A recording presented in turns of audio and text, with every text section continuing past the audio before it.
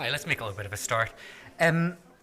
Okay, so as you might notice, I'm not Angela Layton, who has been such a warm host for the first two of these lectures last week. I'm Padraig Regan. I'm one of the two fellow commoners in creative arts here at Trinity College. I think at this point in the series, this being the third of 4 lectures, we can forego any of the formalities, but there's just a few bits of business that I want to say before I pass over to this year's Clark lecturer, Denise Riley. The first one is to remind you, if you could all please turn your phones off or on silent, or in some way make sure that they are not going to interrupt us. Second thing I wanted to say was that after today's lecture, there'll be a little bit of time to ask Denise some questions. This is the only one of the 4 lectures that's going to be followed by a Q&A. So if there's anything on your mind, now is your chance to get it off your mind and into the air. And yes, the last thing I wanted to say was that for those of you who missed the first 2 of Denise's lectures, titled The Inhuman Aspect of Lyric Poetry and The Impersonal Personal, I'll not go on about what you've missed other than to say it's been really quite dazzling, and to say that the audio recordings of those lectures are being made available on the Trinity College Cambridge YouTube channel. I believe that the first 2 are being uploaded as we speak, and this one and Thursday's lecture will be uploaded very shortly after they happen. So all that's left for me to do is to say that the title of Denise Riley's lecture for today is the rather pleasingly enigmatic phrase, "Something there is that talks within," and to ask you all to join me in welcoming Denise.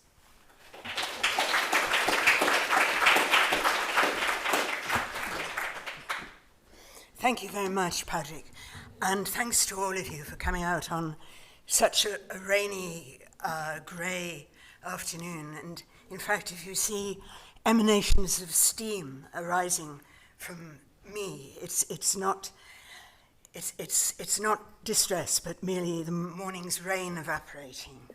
So for those of you, and I think I see quite a few people who have come today for the first time, I'm going to impose 1 minute's worth of Groundhog Day on everyone who has been to the first couple of lectures by just giving a very short summary. So in my first talk, I was wondering aloud about the circumstances in which language is sent to drive itself, and in the same breath about how our noisy contemporary celebrations of the poet figure can obscure this quietly extraordinary phenomenon, that is the phenomenon of language apparently driving itself. And in my second talk, I looked at how the salience of this poet figure has historically been downplayed, and at times as a point of what we could call literary principle. But in my third and fourth talks, I'll be speculating about what I'm calling, quote, the voice of the poem itself, and how and whether such a phrase could be held steadily without it sinking into some florid language mystique. Mightn't this voice of the poem prove a more engaging focus for us than the voice of the author? And I'll set this question now among some wider understandings of the volatile inner voice. And again, my suggestions are tentative and no doubt extremely idiosyncratic and frankly odd. So my supposition is that the lyric poem shares many characteristics with inner voice itself, especially in its founding ambiguities of, quote, inside, unquote, and, quote, outside, unquote. So, a poem's outer voice, if we follow this thought to an obvious level, would be a buzzing polyphony of the poetries and sources which had founded it, while its interior life would be the fertile sediment of previously absorbed poetries readied themselves for a fresh inrush of language from outside. Then the resulting voice of the poem might unburden the writer from her solitary inventiveness in acknowledging the transpersonal aspects of her work that get occluded by that paralyzingly dull marketing term, creativity. It would attend to the impersonal strengths of prosody, would protect some apparently unproductive time for the necessity of a sustained listening to language, would ease the clearing out of authorial intrusions which clutter up the poem or its residual furniture, as the American poet Jack Spicer used to call it. Well, although my talk of, quote, the voice of the poem might sound irrational or heavily idealized, it's arguably solidly pragmatic in that a poem is consciously or unknowingly underpinned by the half-remembered echoes of dead and of living writers. Whatever its politically committed busyness in the present, a poem, whether it means to be or not, resonates with the history of poems. This also sounds in its prosody, an inheritance it is not dreamed up by the author's inventive mind. And yes, I do sometimes think that such a poem might perfectly well be produced by a chatbot, but only if that chatbot had first read closely and widely enough. So I'll start with the prosody of poems and how their author's attributed control becomes dethroned in that something careens in from the outside with its own power and musicality, almost an instance of not I, but the words that blow through me. The capacity of ordinary language, too, to race well ahead of its speaker's deliberations is exemplified, as I mentioned at length in my first talk, in von Kleist's stirring essay, or in that curious sensation that we might feel of slipping into a foreign language as if it's kindly lent you something of its own fluency, so you can somehow bob along with it, even if sometimes scraped on rock. When we turn to the poem's capacity for carrying you forward, we might add to the standard list of prosodic elements, stress, meter, cadence, rhyme, rhythm, and so forth, a few characteristics of lyric too, such as its self-overhearing nature and its many-voiced echoes. These flit across time, even down to the very microseconds of listening. For instance, a rhyme will reactivate in the listener a sound memory of what she's just heard in a preceding rhyme. This has absolutely nothing to do with any semantic content and might even be in tension with it. And yet, many more subtle twists of prosody seem, and I may be wrong here, seem not to have received as much attention as I'd have expected.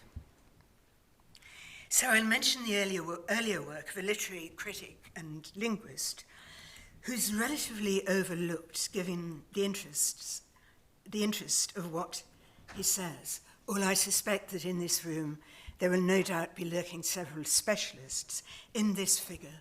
The person I have in mind is Jan Mukarovsky. That's not the correct Czech pronunciation, but it's the English version. Mukarovsky, who lived from 1891 to 1975. Involved as he was in the Prague linguistic circle, his work dates mostly from the late 1920s and 1930s, though his small book On Poetic Language only appeared in 1940, which was, of course, the second catastrophic year of the Nazi occupation of Czechoslovakia. Discovering his work only very late in my own life, I found that Mukarovsky had worked on sympathetic terrain, less, I think, ventured across today. That is, how the apparently non-semantic features of language turn out to be deeply semantic. In this vein, he tends not to discuss the author but the poem, and the beauty of his approach is that the reader's concentration gets directly firmly there, rather than to the presumed psychology or ideology of the poet. Mukarovsky's accounts stay resolutely down to earth. For him, a poetic ought to value the poem's sonority as well as its architecture. That meant backing away from any symbolist decor. He writes with refreshing firmness that, quote, above all, poetic language is not always ornamental expression, and nor is beauty the constant token of the poetic word. He illustrates the deliberate dissonance of the 1920s Czech poets. We needn't turn to our contemporaries to discover such anti-aesthetic ambitions. But what might follow for us from Mukarovsky's emphases? A great advantage of considering a poem as a sonorous thing rather than a record of its author's reflections is that it gets us closer to the nature of the work as it emerges. If I'd want to say that rather little writing gets done in writing a poem, if by the word writing we have in mind the spinning out of a deliberation. But the poem's emphatically a sounding thing for Mukarovsky, not merely a sound-dead thing. As he states, sound components aren't only a mere sensorily perceptible vehicle of meaning, but also have a semantic nature themselves. What he lists as, quote, the speech-sound organization of the utterance, intonation, force of exhalation, coloration of the voice, and tempo, he insists already in here, in the text, in advance of any particular performance of it. And for him, rhyme also embodies this dynamic. He says, rhyme has a semantic as well as a euphonic and rhythmic function to reveal hidden possibilities of semantic relations between words. This is encouraging because it puts a critical finger on what you'll sense in practice as you work, that meaning is secured in echoed sound, secured in a way which you as a writer hadn't foreseen. This sound structure of language was, of course, a significant part of the Prague Circle's expansive approach. Mukarovsky singles out intonation too as a form of emotional shading.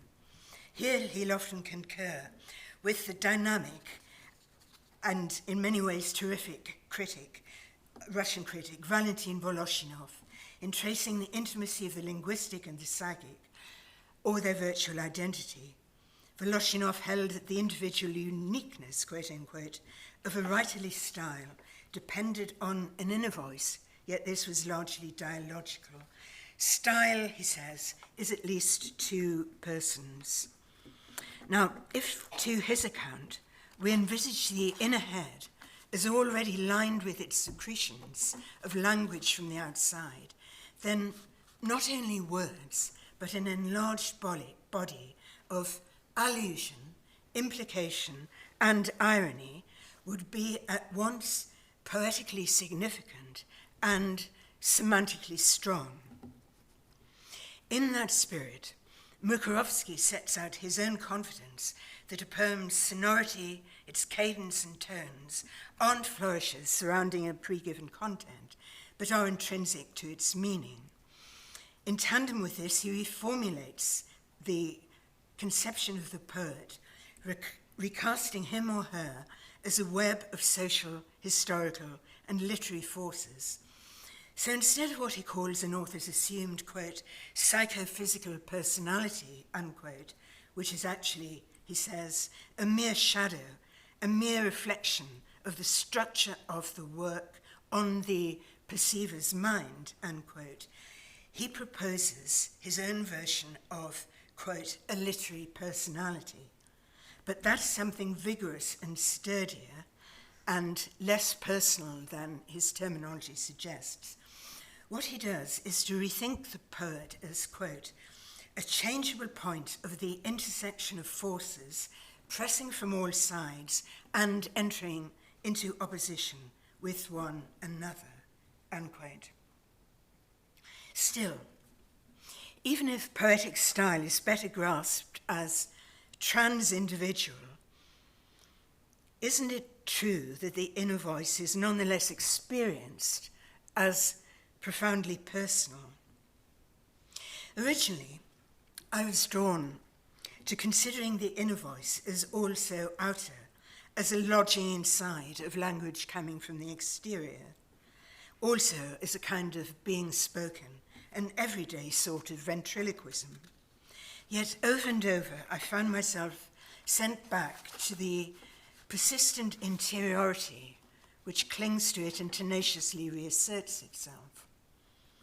So instead of the Heideggerian sentiment of language speaks me versus I speak language, mightn't there be a less polarized version of a traversed interiority shot through by words, yet not in itself an inert space? For if the broader tendency of language is to throw itself forward and outward, there's also an agitated internal movement of uttering. Perhaps it mills around welling upwards, or it churns, or it darts here and there before it peters out. Quote, volatile reversibility, unquote, seems to me to better describe the uncertain topology of inner speech's curious admixture of self-intimacy with outerness and non-personal language from the outside in tandem with a privately experienced interiority. One aspect predominates then rapidly the other, and such extimacy could also mark, I think, that labile voicing of an arriving poem. When we hear our inner voice, it's often a thin vestigial trace of sound drained of fullness. It's only a short distance to interpret this inner voice as spoken from elsewhere, as arriving from God, or from a demon, as Socrates did, or, of course, from some frankly persecutory source. The same, I think, could hold true for the inrush of an exact phrase for the poem you are writing. It, too, sidesteps all contrivance. It shoots into the writing mind. There's common ground here between the poem experienced as dictated and the sanctified dictates of the voice of conscience, both a variance on being talked to, marked by their clarity and their inescapable air of even momentary rightness. Inner voices, we know, can get furiously busy. The small hours of the night confirm this whenever you wake with a tape of words fast forwarding through your head, a sounding loop, clear and anonymous. Still, some daylight rapprochement of contemplation with this wilder inner voice might sweep up last night's fragments, tidying them into sentiment. Inner voice trembles on the brink of its own dissolution, whether into waste or solidified into thought. As I swing my attention to it, it nears disintegration, or to a possible repurposing as lyric. A membrane of unwilled effects holds everywhere beneath the poem's surface, just as the ordinary, everyday, unconscious of language pulsates with affect, not only within private heads, but as it hangs between people in the public air. Casual aspects of the flesh of language lay bare both its sedimented nature and its latent comedy. So through sheer repetition, the absurdity of a single word swims up. Saying it over and over and over exposes its brute materiality and can erode bad categories of being, because untiring reiteration soon comes to resemble parody. Repetition of a word can deflate it automatically, just as a French 18th century writer, Lamettrie, named his machine man. We could name a word man. Better, we could integrate machine person with word person to convey that curiously automated sense that we're motored along by language, with speaking machines being steered from the inside. Yet, alluring though it is, that simple notion of linguistic passivity won't quite do. A bit of refinement's needed to characterize the territory on which inner voice plays itself out. A talker might envisage herself threaded through by language like a ribbon pierced with eyelets. She might feel herself gathered and folded, drawn up into pleats by phrases, as if language runs through us from the outside inward, then vice versa. So what's left to be said about the interior phase of traversing language? What kind of patina might it acquire as it snakes its way through us, but its passage isn't suave? It can easily get snagged on pre-existing linguistic layers as fresh words catch on old deposits. And in that historicity, it gets brackish and clotted. Language, like rotting leaf mold, also feeds off itself as it breaks down. It might become dirty language in its decomposition or its self-infection where lilies fester. Among the several hygienists of language in the early 20th century, the Russian poet Alexei Kruchenko tried to revive stale words by reinventing their names. Quote, "A lily is beautiful, but the word lily is frightful, well-thumbed and violated. Therefore, I call it lily ew, and its original purity is restored." Despite such impulses, and there are many of them in this period, to the clean sweep, if to imagine a language means to imagine a form of life, that vitality would, I think, have to include its relentless powers of self-composting as part of its own vivacity. But what do such loamy metaphors for words' innerness have to do with what I am trying to work towards, the idea of what I'm calling the voice of the poem? We are walkers in language. We are also speaking flesh. Language, anybody's and everywhere, is profoundly impersonal in the same breath as it's intimate. It lives in us, but as an indifferent closeness. Inner voice, when it's acquired self-speaking, is an atmosphere we're in, rather than an instrument to wield or a hermetic secret to nurse. That faintest sounding that I detect as my inner voice is itself a breaking edge of the very notion of speech.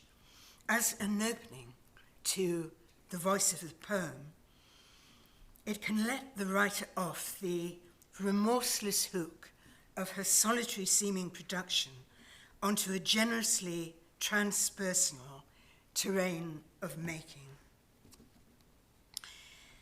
Well, these are very loose speculations, across ragged borderlands, I know. But nonetheless, I want to consider how the voice of the poem might fall here. Does such an item need to have a topology of its own? And if so, how would that differ from plain self-awareness? To search for the exact locale of the sensations of hearing and overhearing and listening to oneself is no novel impulse, of course. Before unpicking the notion of the precise cranial spot, Hegel rehearses it in the course of unfolding his own phrenology of spirit. And Hegel writes, just as, e.g., many people complain of feeling a painful tension somewhere in the head when thinking intensely, or even when thinking at all, so it might be that stealing, committing murder, writing poetry, and so on, could each be accompanied with its own proper feeling, which would, over and above, be bound to have its peculiar localization. As in phrenology, silent self-listening too has its history of where in the skull it's been imagined to lie. This has involved changeable neural topologies as well as the conceptual folds of self-consciousness itself. All of these collapse settled conviction about place, although the whole notion of interior voice might seem to depend on some distinct terrain, a clearing in the brain's enveloping thickets. As if inner voicing could only be grasped as sounding in some internal air, rather than as electrical pulsations in dense neural tissue. Thinking about the thought impulses and verbal flickers in play nudges you into envisaging the density, or alternatively the airiness, of the heads inside. Yet does the voice of the poem really need any detectable location? Is it maybe a sub-auditory stratum where the spirit of language is briefly earthed? Perhaps the real question here isn't about location, but about privacy, including the privacy of revelation. And here I'm thinking about Stanley Cavell's argument for mental unreadability and radical privacy as that which guarantees a human being, which guarantees a distinct human quality as distinct from the being of a robot. The longer history of inner hearing has been marked far more by anguish than by illumination.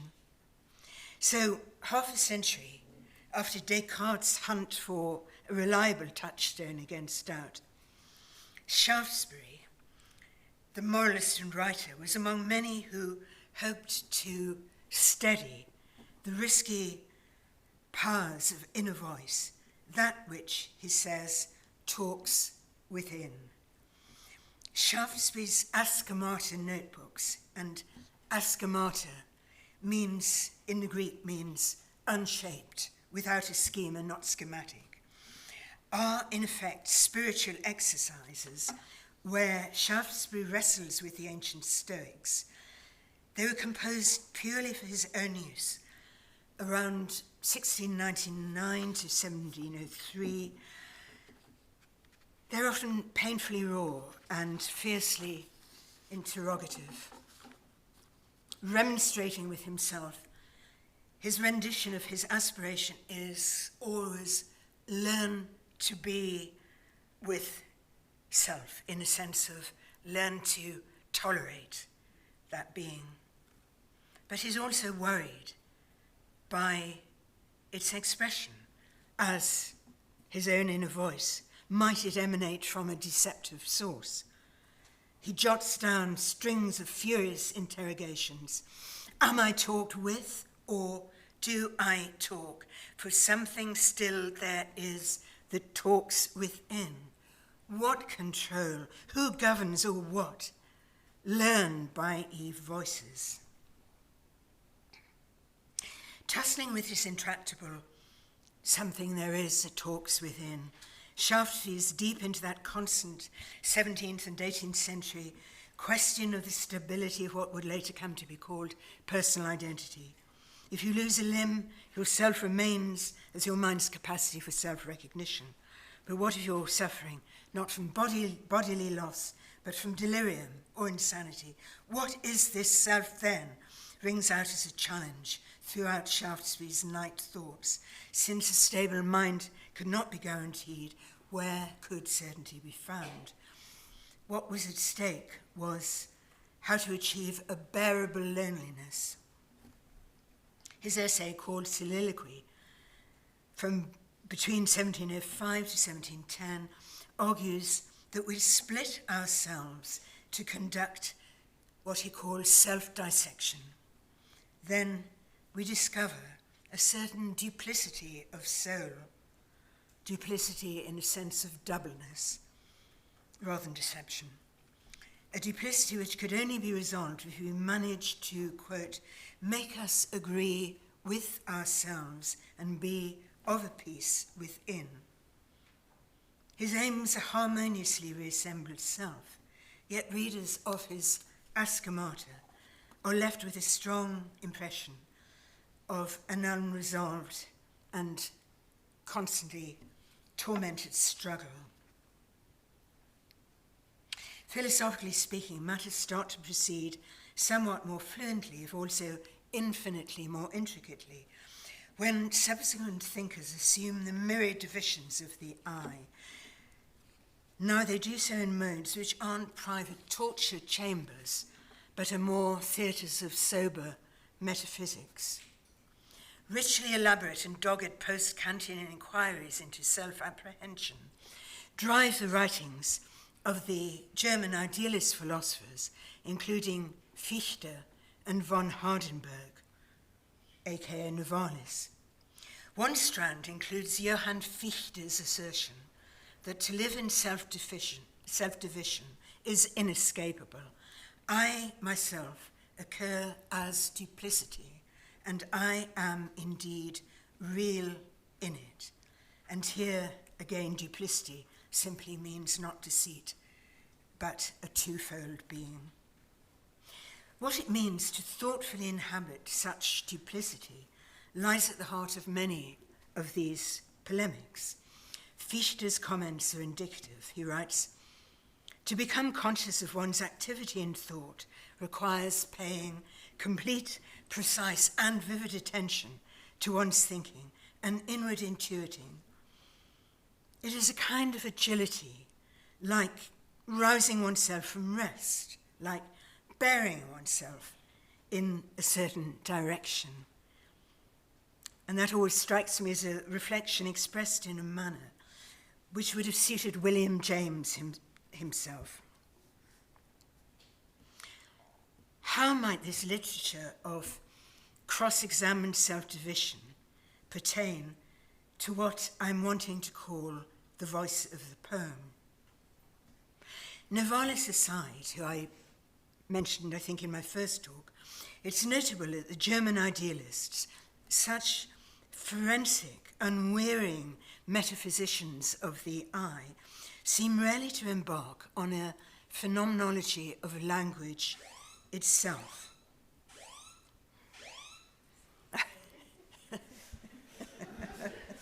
I love a felicitous interruption. Thank you. The ghost of Fichte saying no.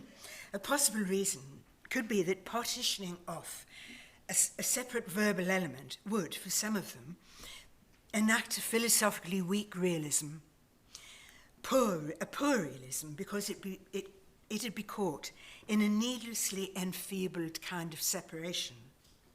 At the same time, poetry, conceived as a strong component of life, demanding its critical due, gripped the attention of these philosophers as it would their immediate romantic literary successors. So Schelling, for instance, writes on the need for words, the stuff, as he says, of poetry, to be unified with its semantic elements in order to reach true aesthetic unity. In his early book of 1800, Transcendental Idealism, he claims that poetry reaches beyond philosophy's scope. Why was this? Because philosophy alone can take up language's sensuous materiality, as he puts it, into unity with human thought, with human intellectual thought. For Schelling, poetry's expansive aesthetic idealism, in this sense, outdoes philosophy's restrictions to its own former thought idealism. As a prerequisite for the true intuition of things, the sounding aspect of language always needs to be integrated with its cognitive sense. So it is, for Schelling, that poetry can best grasp, quote, the soul of man, unquote, in that completed form, which for him would remain open to sustain its freedom. That was an opening that had to be held. But Schelling's vision of an ideal unity of art and thought, art and reflection, coexisted with a growing tendency towards disciplinary consolidation and specialisms. Philosophy's disengagement from a separate study of language, which had become philology's domain, meant tacitly sidestepping any phenomenology of voice itself. Admittedly, that would have been a disputed realm, and something about inner voice keeps obdurately anarchic unless its disturbing voices of sounding can be reconciled, as Shaftesbury and others had fought to do. Yet conceding to such difficulties would only preserve that same enfeebling distinction between the material and the spiritual that idealist philosophy opposed in its very being.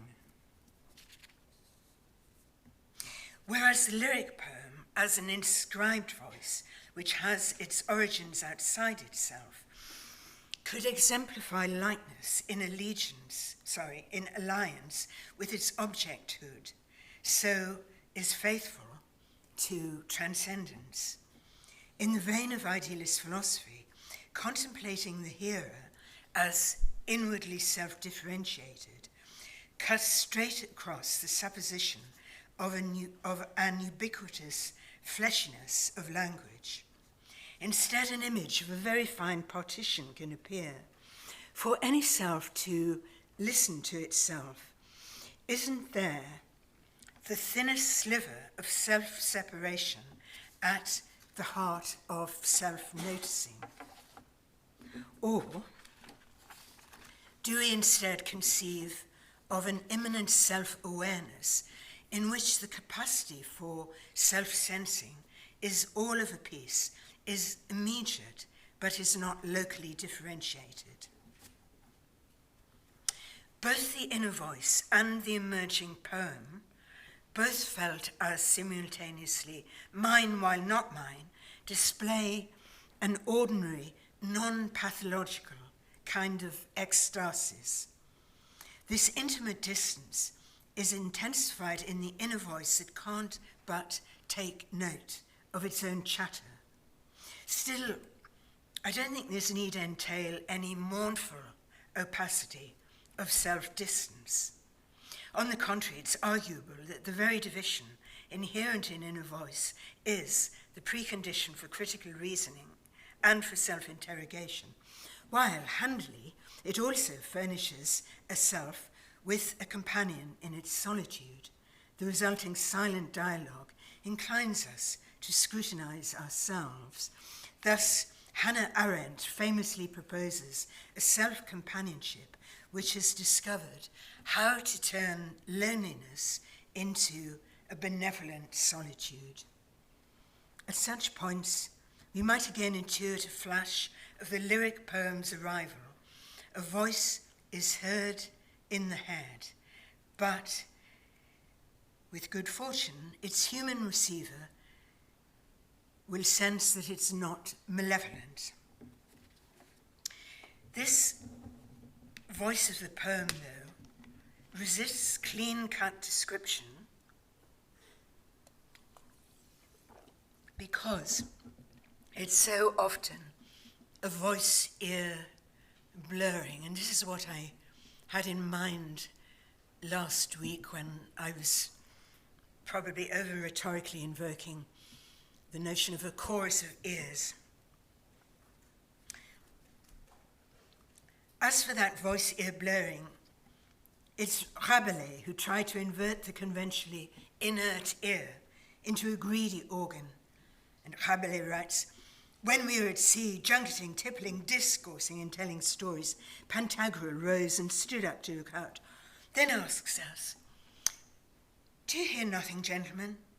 Methinks I hear some people talking in the air, yet I can see nobody. Hark!'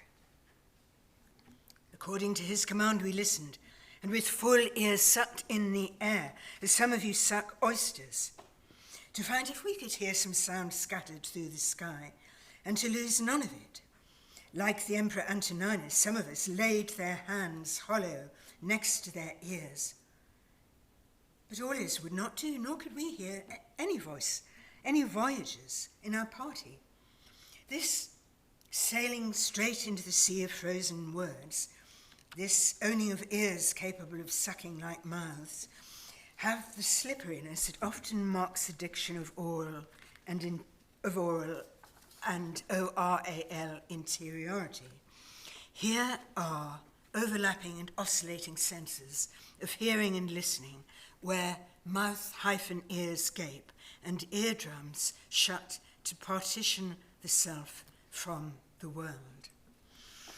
On such unbound sensory ground, the voice of the poem resonates. It's unfortunate for us that we don't come equipped with the built-in protection of ear lids. Ears are indeed vulnerable orifices. Hamlet's father was murdered by poison poured like gossip into his ear.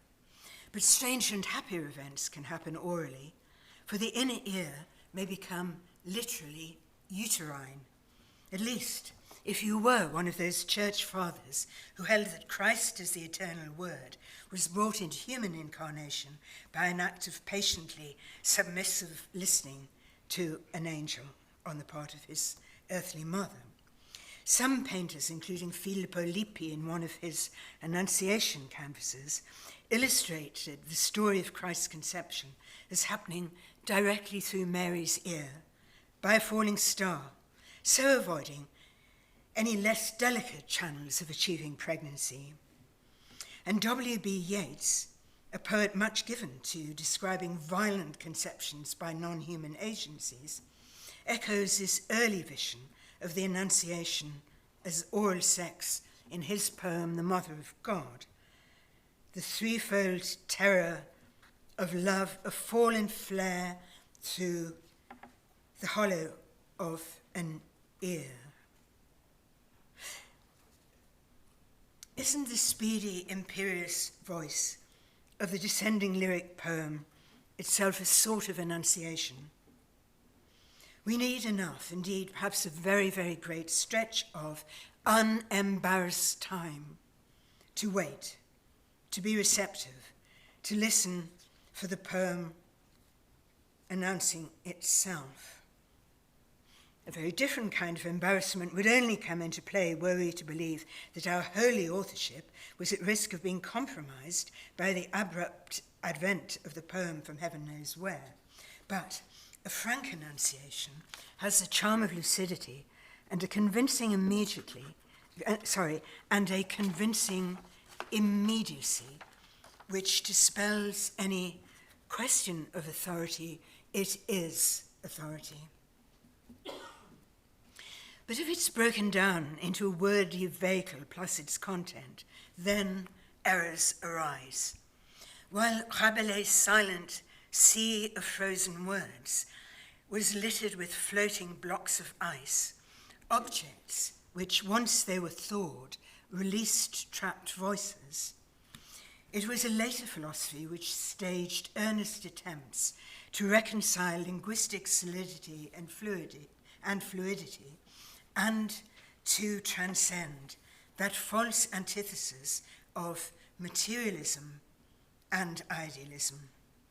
Or as Hegel, that lively observer of the phrenology, with an R in it, of the phrenology so dear to his contemporaries, had sardonically put it, the being of spirit is a bone, whereas poesy, the term he and his contemporaries largely used, lies very close, of course, to poesis or making. Theirs is a broad conception, as is rhythm itself. Both overflow their containers of lyric, epic, or dramatic poetry. Rhythm, in the work of Schelling and Hegel, among several others, is so wide a category that it spills out of both the literary, critical sphere on the one hand and the performer's recitative on the other. Unconfined, it even takes on an ontological character. It's constitutive of being itself. For Hegel, poetry has a distinctive facility to operate as what he calls an inner time of the ideas and feelings. And he elaborates, since the time of the sound is that of the subject too, sound on this principle penetrates the self, grips it in its simplest being, and by means of temporal movement and its rhythm sets the self in motion. But in fact, much earlier, Fichte had used that very phrase in his 1799 essay on the vocation of man, his defense against charges of atheism brought against him. Here he announces, the principle of activity, of generation and becoming in and for itself, is purely in that force itself, not in anything outside it, as surely as it is force. The force is not driven or set in motion, it sets itself in motion. So, pertinent for the voice of the poem is that, for these thinkers, both cadence and rhythm exemplify drives which are independent of authorial will. Yet, to return to the author, how can her feeling of being the vehicle of a poem be described without baffling others? If a poem is really dictated, how can we differentiate it from our usual interior prattle? Does that depend on expecting or willing it? William Blake, for one, was an ardent follower of setting down what he was told. Quote, I have written this poem from immediate dictation, 12 or sometimes 20 or 30 lines at a time, without premeditation, and even against my will, unquote. He writes in a letter to Thomas Butts. That clause, even against my will, makes a rather touching and persuasive qualification. On a mundane level, it's useful to patiently tolerate what isn't immediately decipherable and to let it sit in the poem without panicking about your own control. Fanny Howe, who I spoke about in an earlier talk, remarks on what she calls, quote, getting lost without fear. Or, as the poet Peter Gizzi describes it, so the poem is a speech act that allows me to give this interiority a voice. It's not as if all of a sudden I understand it. I'm interested in what it means not to understand and yet to let it speak. End of quote. Not to understand, yet to let it speak. But couldn't a spell of possession by words be troubling? While we are accustomed to the ordinary feeling of it's speaking in me, the racing into mind of a poetic line is often fiercer. Then we might expect there to be a literature of the arriving poem as an invasion or an attack. As far as I know, there isn't such a literature, there isn't such a critical literature. Yet surely there's quite a fine line between experiencing some benevolent inspiration as a literal breathing in and an alarming possession by the arch-ventriloquist that's language. Perhaps what marks the lightning descent of a poetic phrase as not hallucinatory is simply the writer's expectations that it's all right. This speaking in me is just how it works. Or, as Jack Spicer declared of his spirits as the sources of his incoming poems, quote, "You have to keep a kind of lookout for them. You can't catch them like canaries by putting salt on their tails, but you sort of give them an even chance. I mean, show them there's a good dinner of blood, like in the Odyssey, where they dug the trench and slit the throats of the sacrificial animals. All of that is likely to summon them." Spicer has a fine line in Orphic rhetoric shot through with dark humour. And that's reminding me, finally, to ask, what though of a lighter kind of gaiety? I mean the occasional comedy of the anarchic eruption in your head of a word or line. Then doesn't the fact that you'll sense when an incoming phrase is right undermine my previous suggestions that the poet's supposed knowing is often overblown? And there I will leave it for this week, and thank you very much.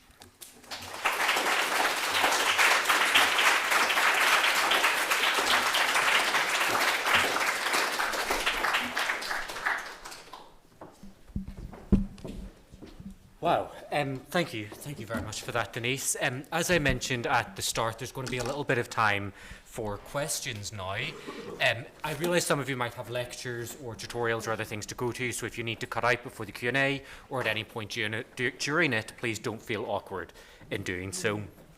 Mona has a roving mic here. I'll ask maybe if you are asking a question to wait until you have the mic before you start talking so it can be picked up for the recording, and then hand it back when you're finished.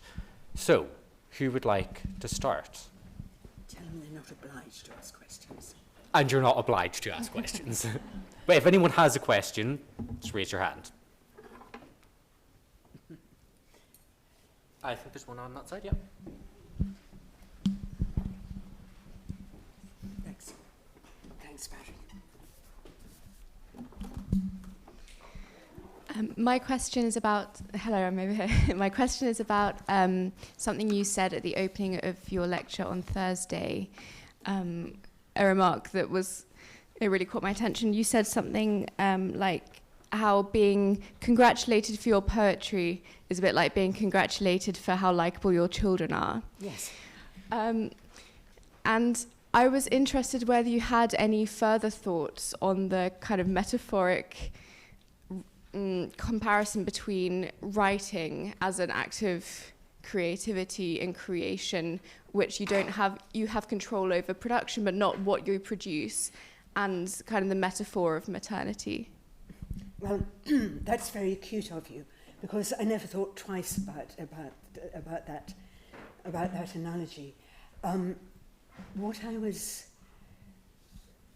trying to draw attention to was the kind of simultaneous recognition that somebody means very well and has the kindest of intentions in both cases, where they say, "My goodness, your children are very nice, you did very well there," when actually I think, no, I was just bloody fortunate, and they, as it were, produce themselves. And my attitude to having some kind words of appreciation said about something I have published, something I've written, is simultaneously embarrassment plus recognition of the kindness of the speaker, that as I've been trying to argue in the first couple of talks, that one of the problems that worries me, especially on behalf of younger writers, is that the enormous concentration now on the biography, on the person of the poet, him or herself, gives